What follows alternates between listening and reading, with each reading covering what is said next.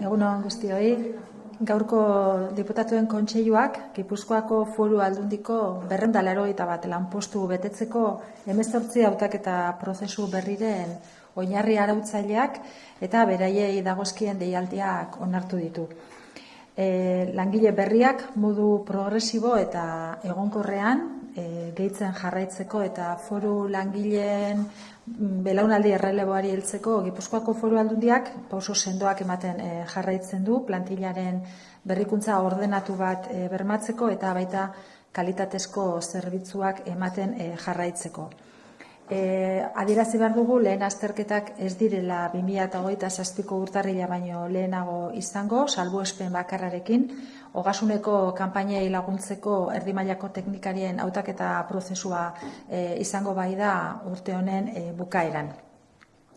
Eskainitako plazen ezaugarri dagokienez, nabarmentzekoak dira 153 administrari plaza deituko direla. Hoietatik 150 Gipuzkoako Foru Aldundiarenak izango dira eta beste 3 Gipuzkoako batzar nagusietakoak, bi erakundeek hautaketa prozesu hau elkarrekin egiteko sinatutako hitzarmenaren ondorioz. Deialdi berri honekin edo hauekin Gipuzkoako Foru Aldundiak 39 hautaketa prozesu izango ditu martxan, batzuk ja hasita daudenak eta beste hauek orain deitzen ditugunak, eta gogorarazi nahi dut beste behin ere, lehen ere egin izan ohi dugulako, Aldundiak plantilla berritzeko prozesuan murgilduta jarraitzen duela, aurrekaririk gabeko ziklo baten erdian. Datozen urteetan beharrezkoa izango da profesional berriak modu egonkorrean sartzea erakundean, ezagutzaren jarraitasuna bermatu ahal izateko, baita belaunaldien arteko erreleboari aurre egiteko, eta nola ez azkenean helburua herritarrei kalitatezko zerbitzu publikoak eskaintzen jarraitzeko. Esan ohi dugu eta gaur ere errepikatzen dut hamarkada bakar batean, erakundean dauden langileen ia erdiak 1000 pertsona inguruk erretiroa hartuko dutela, eta horregaitik ezinbestekoa da planifikatutako berrikuntza bermatzea. Deialdi guztiak Gipuzkoako aldizkari ofizialean argitaratuko dira eta une horretan irekiko da izena emateko epea. Epe hori dagokion iragarkia estatuko aldizkari ofizialean argitaratu eta 20 eguneko balioduneko epean amaituko da. Deitutako lanpostuen zerrenda luzea da, lanpostu desberdinak daudelako eta departamentu gehienetan eragingo dute deialdi hauek, albaitari lanpostu bat, administrazio orokorreko 57 plaza, teknikaritako, 4 arkitekto, baita ere artxiboko goi mailako teknikari bat, berdintasunerako goi mailako teknikari bat, ekonomiako goi mailako 6 teknikari, kalitate demokratikoko goi mailako 3 teknikari plaza, liburutegiko goi mailako beste 3 teknikari plaza, 7 arkitekto tekniko, 6 erizain, informatikako erdi mailako 2 plaza teknikarientzako, instalazioetako erdi mailako 3 plaza, nekazaritzako erdi mailako teknikariak beste 4, eta kanpainetan laguntzeko erdi mailako 7 teknikari plaza. Lehen esan dudan bezala ugariena administrariena da, 153 plazakin, suhiltzailetako sargentuak 8 plaza, 19 kapo eta 9 zaintzailetako plaza. Bestalde, baita ere, aditzera edo ezagutzara eman, Gipuzkoako enpresen salmentak 6,7 igo direla maiatzean, aurreko urteko alde berarekin alderatzen badugu. Horrela, 2026ko lehen 5 hilabetetako datu metatuak 1,8ko igoera erakusten dute salmenten datuan.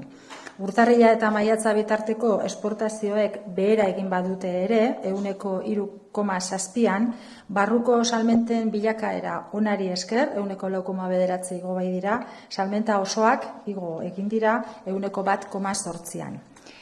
Esportazioen datuei erreparatzen badiegu, urteko lehen 5 hilabeteetan ikusten da esportazioak bere osotasunean jaitsiera izan arren, salmenta horien norakoa aztertuta, Gipuzkoar enpresen bezero nagusiak diren Europar Batasuneko herrialdetara egindakoak igo egin direla, eta kanpora egindakoak nabarmen jaitsi, importazioak igo egin dira, beraz, 5 hilabete hauetan 3,4an.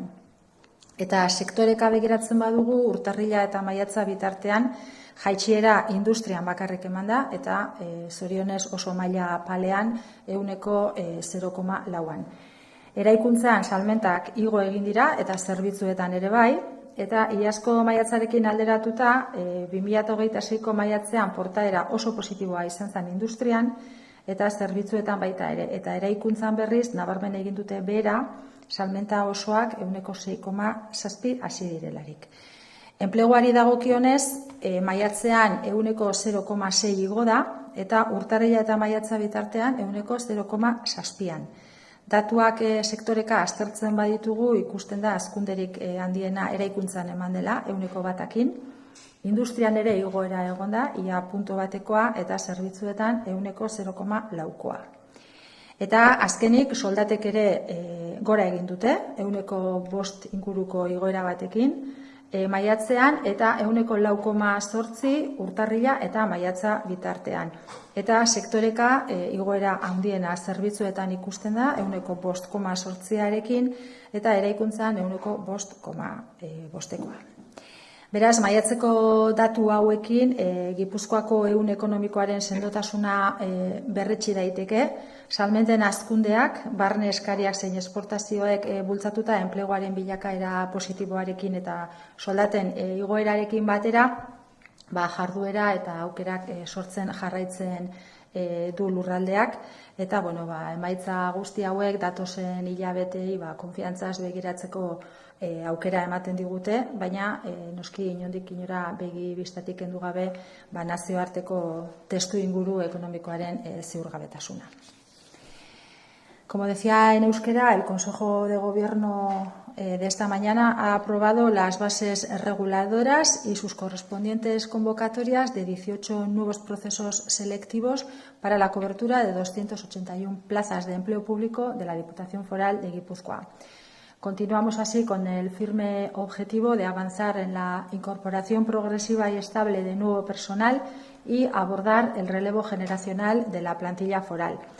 Esta Diputación sigue dando pasos firmes para garantizar una renovación ordenada de la plantilla y seguir prestando servicios públicos de calidad. Los primeros exámenes de estas convocatorias no se celebrarán en ningún caso antes del mes de enero de 2027, con una única excepción que se refiere al proceso selectivo de técnicos y técnicas de grado medio de apoyo en campañas de Hacienda, cuyas pruebas sí se celebrarán a finales del presente año.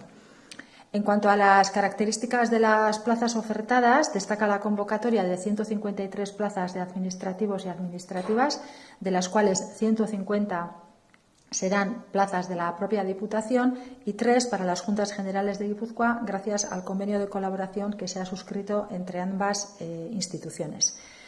Con estas nuevas convocatorias, en la Diputación tendremos en marcha un total de 39 procesos selectivos que se corresponden a convocatorias que se han ido aprobando en los últimos años. Quiero recordar de nuevo que la Diputación continúa inmersa en un proceso de renovación de plantilla que no tiene precedentes en esta institución, porque durante los próximos años va a ser necesario incorporar de manera estable nuevos profesionales para poder garantizar la continuidad del conocimiento, afrontar el relevo generacional y, por supuesto, seguir prestando servicios públicos de calidad a la ciudadanía guipuzcoana. Nos encontramos inmersos en un cambio de ciclo histórico, porque en los próximos años, en torno a la mitad de la plantilla de la Diputación, unas 1000 personas, se va a jubilar y es por ello absolutamente necesario garantizar una renovación planificada de la plantilla. Todas estas convocatorias se van a publicar en el Boletín Oficial de Guipúzcoa y en ese momento se abrirá el plazo de inscripción y dicho plazo finalizará a los 20 días hábiles de haberse publicado el correspondiente anuncio en el Boletín Oficial del Estado. En cuanto a las plazas convocadas, son muy variadas. Afectan prácticamente a todos los departamentos de la Diputación, desde una plaza de veterinario hasta 47 plazas de técnicos de Administración General, 4 arquitectos, una plaza de técnico superior de archivo, una plaza de técnico superior de igualdad, 6 plazas de técnicos superiores economistas, 3 plazas de técnico superior de calidad democrática, 3 plazas de técnico superior de biblioteca, 7 plazas de arquitectos, 6 enfermeros, 2 plazas de técnicos medios informáticos, 3 de técnicos medios de instalaciones, 4 plazas de técnicos medios agrícolas, 7 plazas para técnicos medios de apoyo en campañas, 153 plazas de administrativos o administrativas, 8 plazas de sargentos de bomberos, 19 plazas de cabos de bomberos y 9 plazas de cuidadores. Y, por otra parte, voy a dar también unos datos sobre la situación de las empresas en Guipúzcoa, en el que se recogen los datos sobre ventas, comercio exterior, empleo y salarios de las empresas de Guipúzcoa. En lo que se refiere a las ventas, han aumentado un 6,7% en mayo en comparación con el mismo periodo del año anterior. Y, de esta manera, los datos acumulados en los 5 primeros meses de 2026 reflejan un incremento del 1,8% en las ventas totales. Aunque hay que decir que las exportaciones entre enero y mayo han descendido un 3,7%, la buena evolución de las ventas interiores ha permitido que las ventas totales aumenten en un 1,8%. En cuanto a estas exportaciones, los datos correspondientes a los 5 primeros meses del año muestran que, pese al descenso global de las exportaciones, las dirigidas a la Unión Europea, que son los principales clientes de las empresas guipuzcoanas, sí que han aumentado un 7,3%, mientras que los que van dirigidos al resto de mercados exteriores han caído también de manera significativa en un 16,2%. Y en cuanto a las importaciones, han crecido un 3,4% durante este año. Por otro lado, este informe, que lo elabora el Departamento de Hacienda y Finanzas de la Diputación Foral de Guipúzcoa, concluye que por sectores el único descenso se ha registrado en la industria y de forma muy moderada, en un 0,4%. En la construcción han aumentado las ventas en un 1% y en los servicios un 4,6%. En comparación con mayo del año pasado, el comportamiento ha sido positivo en la industria, con un incremento del 10,1%, y en los servicios un 4,9%, mientras que en la construcción las ventas han descendido de forma notable y se sitúan así las ventas totales en un crecimiento del 6,7%. Y en cuanto al empleo, también tiene un comportamiento positivo, con un acumulado entre enero y mayo de un 0,7%. Se muestra un mayor crecimiento por sectores en la construcción, seguido de la industria y los servicios en lo que es en el periodo entre enero y mayo. Y también los salarios mantienen un crecimiento cercano al 5%, y por sectores el mayor incremento se registra en la industria, seguida de la construcción y después de los servicios. Podemos concluir, por lo tanto, que los datos de mayo confirman la solidez del tejido económico guipuzcoano. Quisiera destacar que el crecimiento de las ventas, impulsado tanto por la demanda interna como por las exportaciones, junto con la evolución positiva del empleo y el incremento de los salarios, reflejan que se sigue generando actividad y también oportunidades en el territorio, y estos resultados permiten afrontar de manera, con confianza los próximos meses, aunque tampoco hay que perder de vista la incertidumbre que existe en el contexto económico internacional. Eta nire aldetik hauxe neukan esateko. Galderarik edo baldin badukazue? Bai, ni jakitea nahi nuke ea atera dituzuen edo aterako dituzuen plaza horiek ze euskara eskakizun izango duten edo zein baldintzetan argitaratuko diren. Guk aurretik ere jakinarazi genuen jasotako hainbat epai judizialen ondoren behartuak geundela hizkuntza eskakizun horiek egokitzera ahalik eta segurtasun juridiko gehien emateko egiten genituen lan eskaintza publikoetako deialdi horiei. Horregaitik, Aldundiko hizkuntza berdintasuneko zuzendaritzarekin batera lanketa bat egin genuen, hainbat lanposturi deialdi bakoitzean hizkuntza eskakizun hori prozesuan parte hartzerakoan eskatu gabe atzeratu egiten genuela derrigortasun hori egiaztatzea edo akreditatzea. Eta oraingo prozesuetan ere horixe bera egin dugu, eta bai aipatu nahiko nuke, orain dela 2 aste Eusko Legebiltzarrean, Euskal Enplegu Publikoaren legean egindako aldaketak pixkat zentzu berdinean egin dela. Hau da, hainbat lanposturi, hizkuntza eskakizunaren derrigortasun data atzeratzea, eta hori da guk aurretikan azkenengo deialdietan egin genuena eta oraingoetan ere egingo duguna. Hainbat lanposturi esaten duzu. Portzentaia pixkat mantendu, orain arte dekretuak jasotzen zuena lurraldez lurralde eta pixkat egoera soziolinguistikoaren arabera, badakizute hor daudela parametro batzuk, eta pixkat horietara egokitu gera plaza kopuru horri prezeptibidade edo derrigortasun data atzeratzeko. Sí, en estas convocatorias de empleo público, en cuanto a los requisitos lingüísticos de conocimiento y acreditación de los perfiles de euskera, hemos procedido igual que se hizo en las anteriores convocatorias que están ahora ya en marcha, debido a las sucesivas sentencias que han recaído en contra de procesos de convocatorias de empleo público de esta Diputación. Nos vimos obligados a hacer ajustes en la preceptividad de la acreditación de esos perfiles para intentar dotar a nuestras convocatorias de empleo público de la máxima seguridad jurídica, y en la misma línea lo hemos hecho en las convocatorias que hemos aprobado hoy. Y tengo que decir que va muy alineado con la aprobación de la reforma de la Ley de Empleo Público, que se ha hecho hace cosa de 2 semanas en el Parlamento Vasco, que también buscaba dotar a todas las convocatorias de empleo público de la máxima seguridad jurídica en lo que se refiere a los requisitos de conocimiento y acreditación de los niveles lingüísticos. Y es lo que hemos hecho también en estas convocatorias.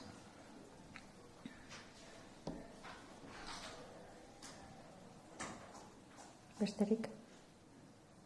Eta gero esan baita ere, baliogabetuta geratutako deialdiak